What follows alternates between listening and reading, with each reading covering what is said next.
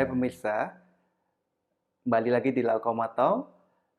Kali ini saya akan coba menjawab pertanyaan bagi sebagian orang yang mungkin heran mengapa harus tinggi lemak, ya. Kenapa nggak seperti yang sekarang aja ya? Kalau yang sekarang itu sebutannya ya tinggi karbo ya. Dan kalau tinggi karbo itu em, apa yang membuat itu menjadi kurang bagus ya? Karena salah satunya ya karbohidrat itu membuat kita nggak cepat kenyang ya, atau malah bikin kita tambah lapar ya. Jadi kalau ada orang sarapan pagi sereal ya, sesuatu yang manis, nanti jam 10 misalnya pegawai negeri banyak rapat, ada snacknya lagi manis ya, jajanan pasar atau cake atau apa, biskuit atau apa, kopinya juga manis ya. Terus jam siang-siang kok sarapan, makan siang nasi dengan apa, lauk, padang misalnya ya, tinggi tinggi karbonya, nasinya nambah, habis makan ngantuk, ya nanti rapat nanti jam 3 ada lagi coffee break lagi, nanti makanan manis lagi, terus malam masih ada lagi, terus, eee, masih ada supper lagi, nyemil ya, sebelum tidur udah nyemil atau nongkrong di kafe, makan lagi dan ya itu kebanyakan manis-manis-manis, yaitu tinggi karbo, tinggi gula ya. Nah, kemudian ya ada orang yang bilang, ya itu kan yang salah karena mereka itu kebanyakan gula ya.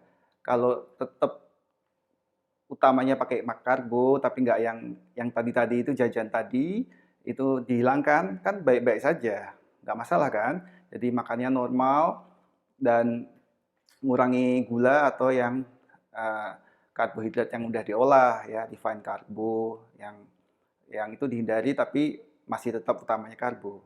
Ya menurut saya sih bisa aja itu ya, dan terutama buat orang yang tidak punya masalah yang berarti dalam pankreasnya atau memang dia secara hidupnya itu polanya tuh simple gitulah, nggak suka macam-macam makanan yang variasi yang yang sekarang apa ya fast food gitu ya. Ya contohnya mama saya aja, dia umur 72 ya masih makan bebas sebenarnya. Tapi dia emang nggak suka eh, ya apa sih roti-roti, burger, cake apa itu dia ya ada yang makan dikit, nggak ada ya udah gitu ya. Dan sampai sekarang sih baik-baik aja menurut saya. Ya mungkin kalau dites HbA1c-nya mungkin ya bisa juga agak tinggi ya. Tapi ya selama ini yang dites orang kan biasa memang cuma gula darahnya normal buat gula puasa atau gula gula habis makannya ya. Tapi harusnya yang dites tuh kadar insulinnya dan juga HbA1c-nya ya. Harusnya begitu. Ya tapi kalau mama saya misalnya harus berubah pola makan, mungkin ya ya selama ini baik-baik aja sih ya, karena dia juga sangat sangat suka bergerak ya, sangat sangat energinya tinggi ya sampai usia segitu, dan ya itu makannya ya dia bukan orang yang suka kuliner macam-macam atau makan yang manis-manis yang macam-macam gitu ya.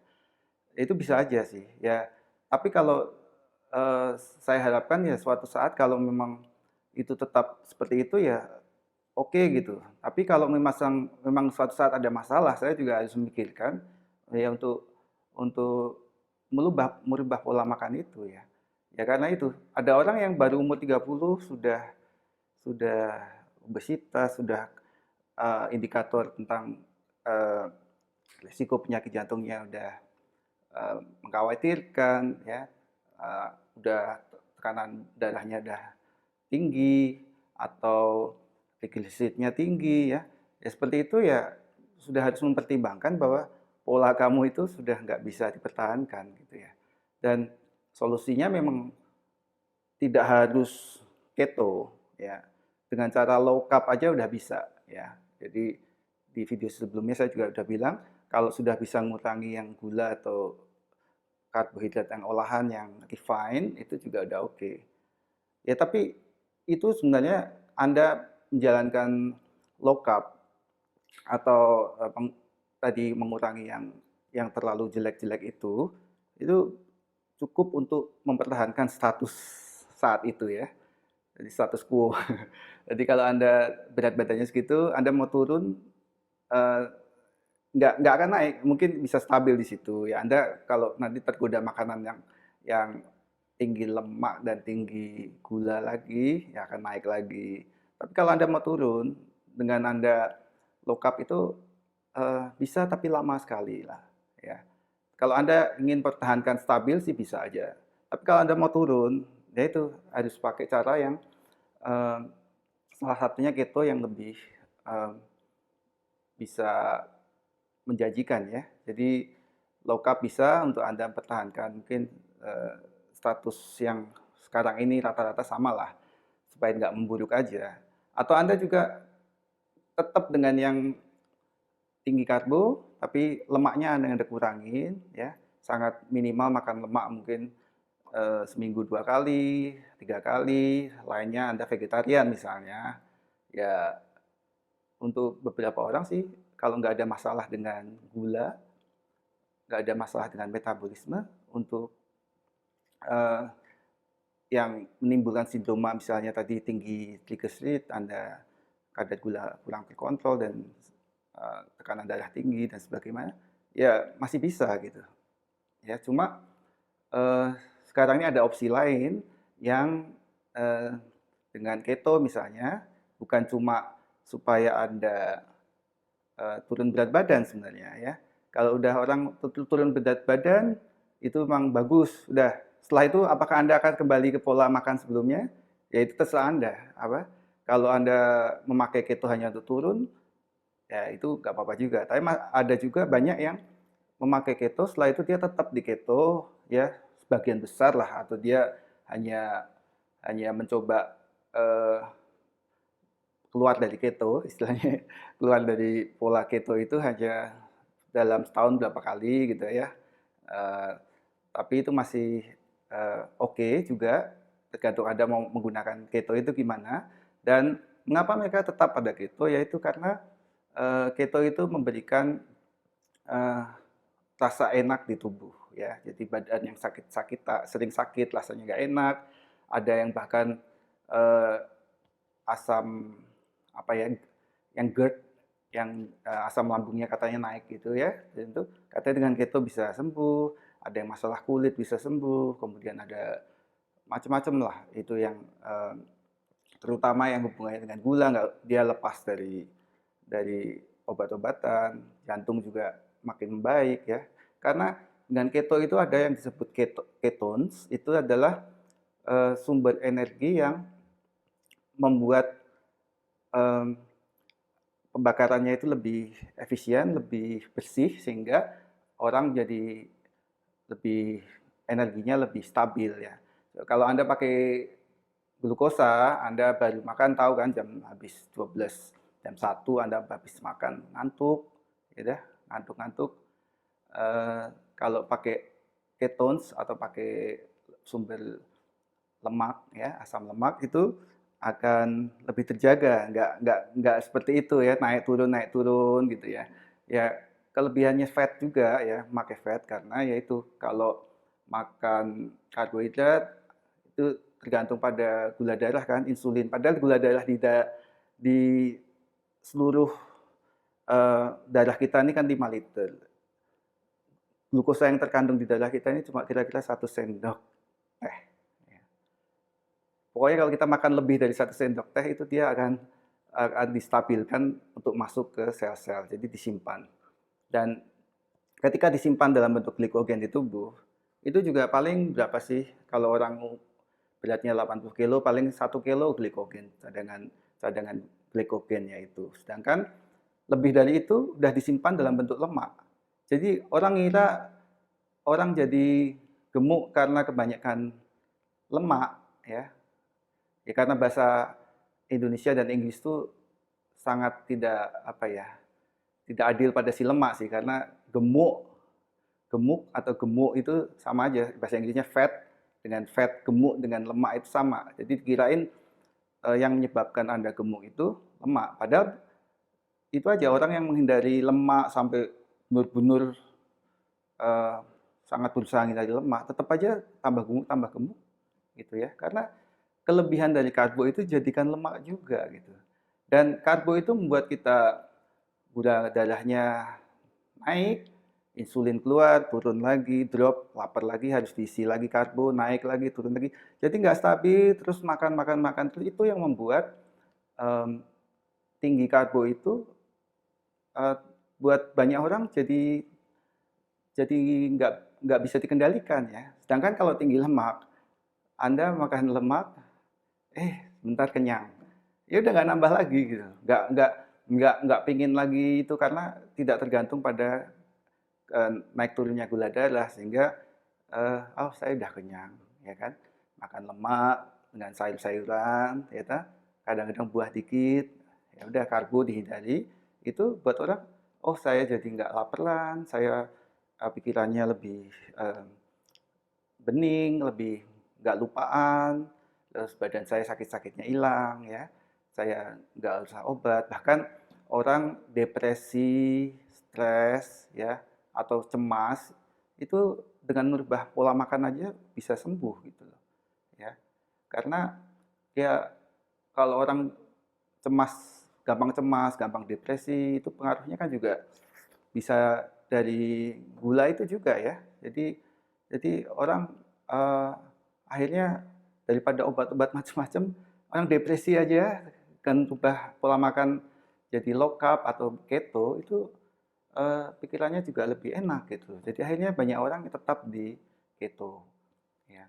Jadi em, yang runyam itu memang kalau tinggi karbo, tinggi lemak ya. Jadi sekarang pilihannya Anda mau tinggi karbo rendah lemak atau tinggi lemak rendah karbo ya.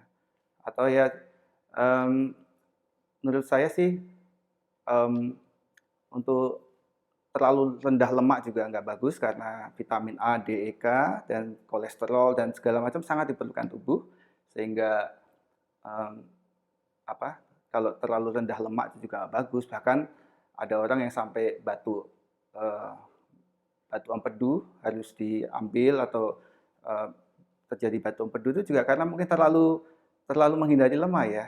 Ada dokter yang hipotesanya gitu. Jadi karena lemaknya sangat jarang makan lemak ya. Jadi di empedu itu kan sabun buat memproses lemak, mengemulsi supaya bisa diserap tubuh. Itu tetap aja di kantung empedu itu terus nggak keluar karena dia nggak perlu ngeluarin itu buat memproses lemak. Jadinya terus di situ lama-lama ngeras, lama-lama menjadi apa namanya keras jadi batu empedu gitu. Jadi ya kalau terlalu menghindari lemak juga nggak bisa gitu ya. Dan itu sangat diperlukan tubuh. Um, jadi ya cara tadi seperti tetap tinggi karbo, saya rasa itu buat sebagian orang mungkin ya gimana ya masih bisa lah. Tapi kalau Anda bisa rendah karbo dan Anda tengah-tengah di lemaknya dan proteinnya itu tentu akan lebih bagus ya.